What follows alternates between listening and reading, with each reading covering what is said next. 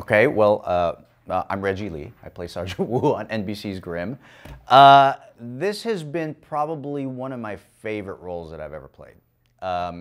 First of all, I don't know if you know this, but it wasn't even supposed to be a role on the series. I had initially auditioned for the part of Hank to play David Gentoli's partner, and it came down to 3 of us. It was Russell, myself, and another guy.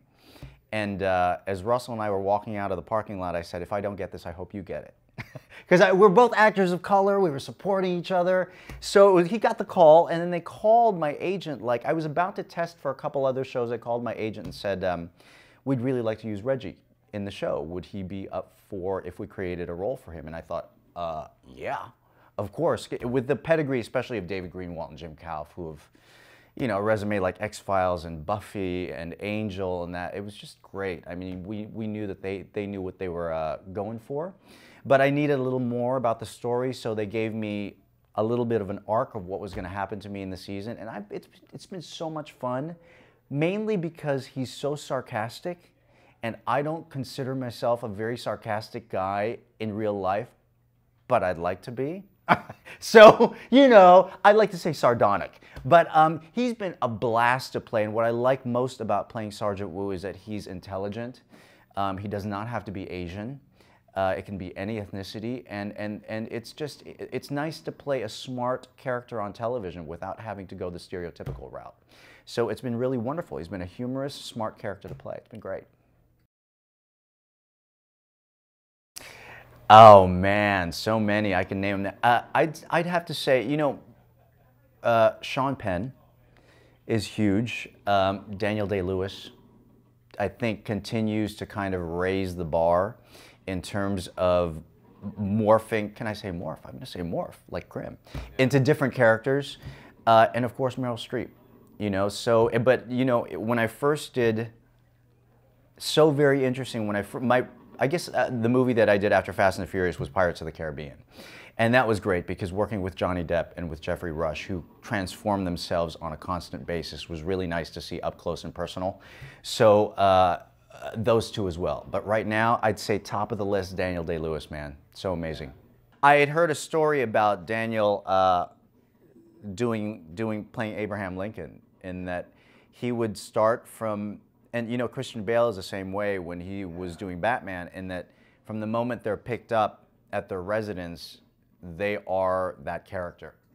And I know people find that really loopy and tough, but you know what, as an actor, I'd have to say that that's the way I'd like. It's fun to work that way, to kind of like, if you're gonna go, just go full force.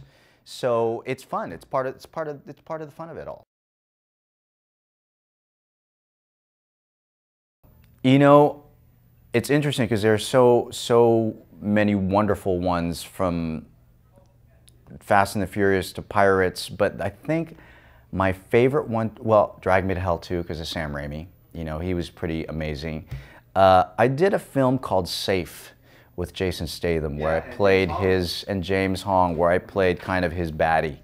You know, and at that point they had offered me the role, and I said, you know, I play a lot of bad guys. So there has to be something different about this role for me to be able to take it and have fun with it, and there was.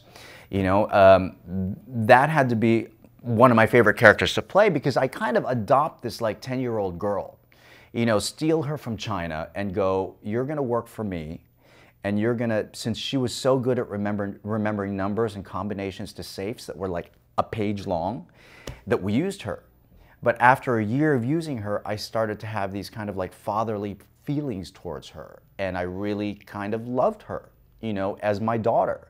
So the dichotomy of having to do that, along with what why I was having her do it was to steal money, was a really great character to play. So that has to be one of my favorite roles in movies to have done. Yeah. Especially working with Statham. That dude is, okay, so he's badass, but he is so nice. He is such a nice guy. Yeah. So it was really nice to be on that set. Chow Yun-fat taught me one really wonderful thing on pirates, and there's a moment in Pirates of the Caribbean where he's actually, where he dies. Yeah. So, and I'm with him and with Keira Knightley, and they wanted a shot of me from down at his level where he had just died, and looking up at me and reacting to that. And Gore Verbinski, the wonderful director of that film, was like, do you need Yun-fat down there because he really can't fit down there? And because it was a very emotional scene for me, and I said, it's okay. It's okay. No, and Yun-fat was like, no, I'm gonna go down there. I'm gonna go down there. And then afterwards he said, don't ever be afraid to say that you need someone opposite you, because a lot of times for things like that they'll go, could you look to just the right of the matte box on the camera and look at the corner of the camera and react to that? And he said, no, you deserve to have someone there. And I've never forgotten that. He's such a gracious, he's the type of person that every day would come to set and would hug everybody from background to makeup to all the people behind the scenes. And he's just an amazing human being. You know, he's someone that I've learned from in terms of, he's like what you've heard Sandra Bullock to be. You know, he'll bring cappuccino to everyone, every day. And I think that's great because we're all a unit, really, you know, and I've always taken that with me from that time on, as big of a star as he is, I've really gone, you know what, we're all just really one, just trying to help each other out. So he's an amazing human being. We'll never forget that.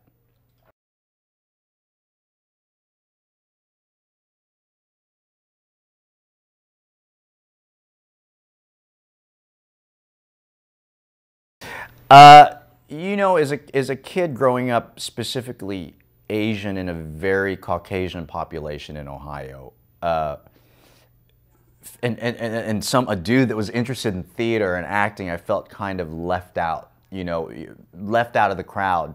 To see this, it's almost like, I feel like it's my people. You know, it's like people that are so interested in really wonderfully weird things.